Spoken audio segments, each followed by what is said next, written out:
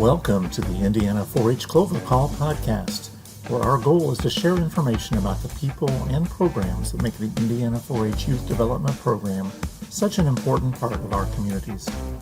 We welcome youth and adult 4-H volunteers, 4-H youth and their families, extension professionals, and any others who are interested in providing positive opportunities for youth. We thank you for joining us for this episode, which begins now. My name's Caren Crum, and I am the Extension Educator for Clinton County 4-H. And I have 3 of my teens as teachers with me, and they're going to introduce themselves. And I also have the chaperone that went with them. And so we're going to explain our experiences that we had with the teens as teachers, trainings and things like that, and how we have applied them. And I'll let them introduce themselves. Hi there, I'm Katie Dunderman. I'm Emmeline Seast. I'm Bailey Blacker. And I'm the chaperone, Stacy Dunderman. Okay, wonderful. Well, we'll just let you guys go ahead and talk about your teens as teacher leadership experiences. So the first, we'll do the most recent. So Katie, do you want to tell about the most recent one? Our most recent one was the teen leadership track, and it was virtual because of COVID-19. It was really interesting. We touched a lot on catering to different age groups when teaching different other subjects,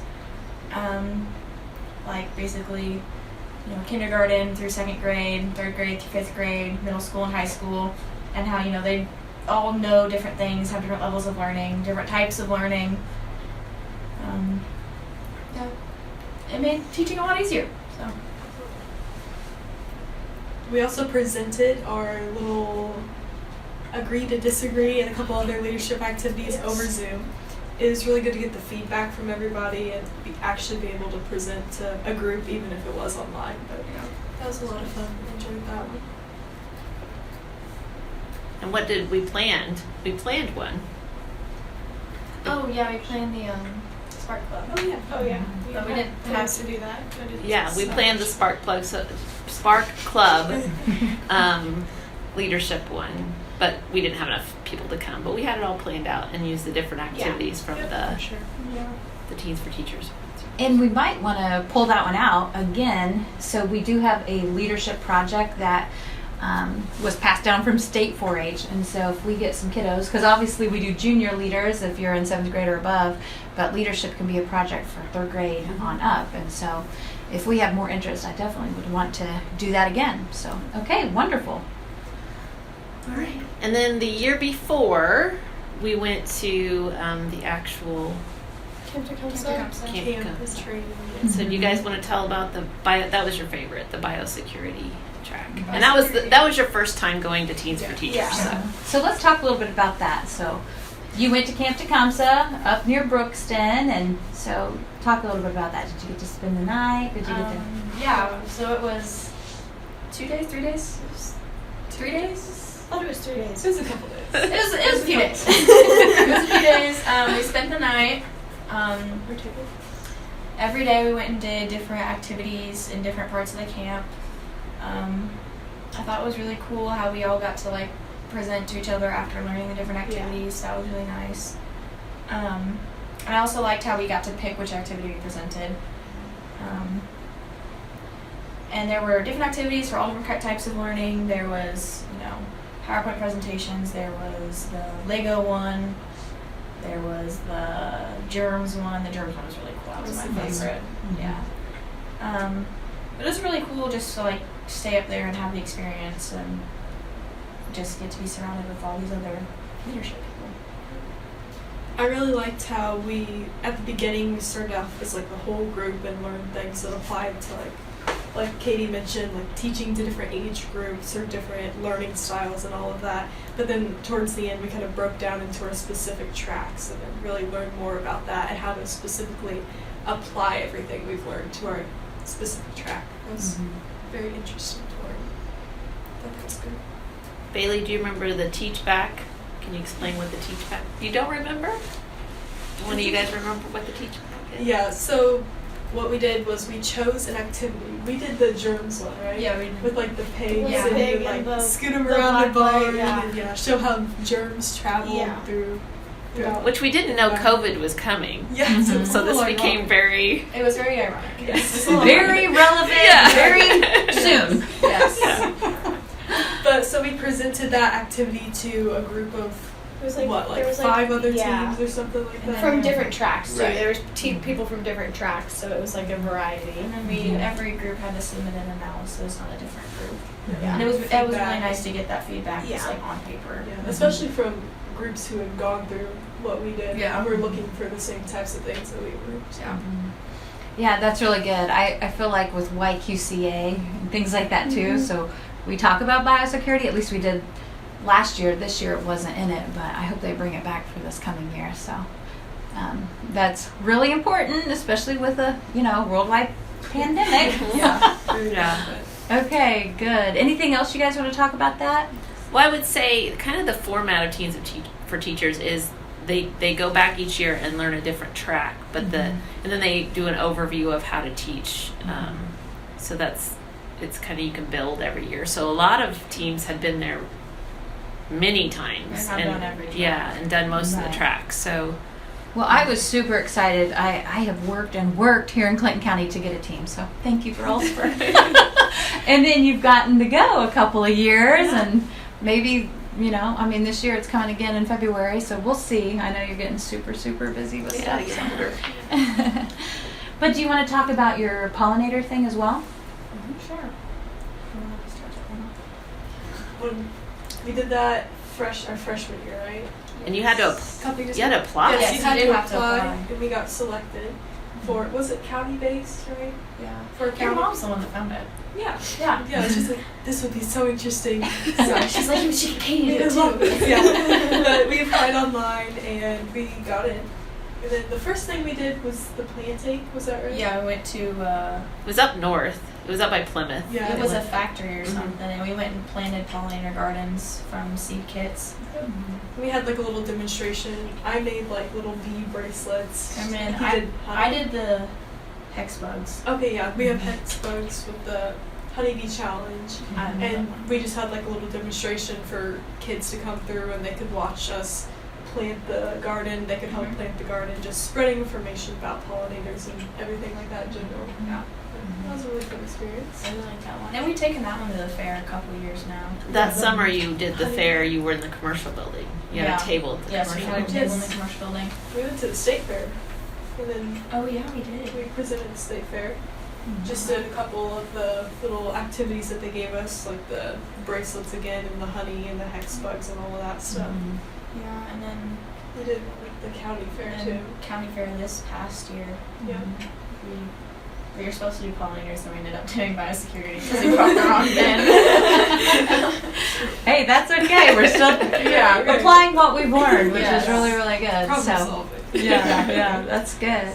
Well, and I had also been trained on the pollinator, and so I had taught that at camp before you guys became counselors, and then I taught it at Roundup one year. Yep. And so, anyway, that one's a good one. It's been around for a little bit.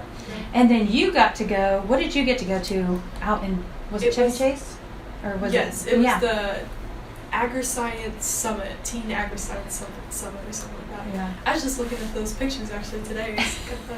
I really, really enjoyed that. It was So tell us a cool. little bit about that one too. Yeah, so we went to Washington, D.C. Mhm. and stayed there for a couple nights and had a group of, mostly my pollinator group. A couple other kids came as well from like the lower half of the state, I think. But so we just had a group go and we learned all about agri-science. A bunch of like big prevalent agri-science businesses were there, talked about what they did, had a bunch of presentations, learned a lot of like specific tracks almost, a bunch of specific topics.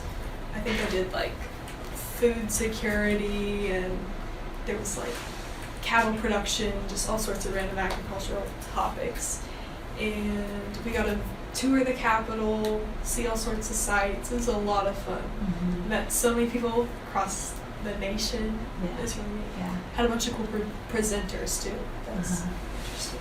Okay, good. So tell me a little bit about future plans here, and if 4-H or we know FFA, different things kind of influence that, or anything that you've learned along the way, which you might want to just tell us about. Do we know yet? Yeah. Are you meaning what they want to go to school for? Uh-huh. What do you want to go to school for? Okay. Gotcha. Sorry, I misunderstood the question. Thanks for clarifying, Susie. So I actually want to go to school for biology, specifically marine biology. So I mean, FFA has been really helpful in the learning of sciences and stuff like that. I'm in AP Bio right now, and I'm really loving that. The pollinator ambassador thing really helped me understand like my love of animals and insects, and I do entomology and FFA, so that's really fun. And then, I know we're getting ready for the contest. Yes, we are. yes. Never there yet. And the animal biosecurity track was really cool. I think how the spread of germs and stuff like that is really interesting to me personally. Might be more to you guys, but I think it's fun. yes. So it's just been a lot of fun, and I think it's provided a lot of skills that I'll be able to take with me when I go to college and get a career and stuff. So Do you think you might teach someday or work in a zoo? I've or- thought about that. Yeah. I don't do so well with little kids. Maybe high school, maybe. Who knows? Yeah. We'll see when we get there. Yep. Sure. Good. I've thought about teaching a little bit. I don't know if it's something I'd actually go into, but it's definitely been interesting to at least explore teens as teachers, kind of see how that would be like.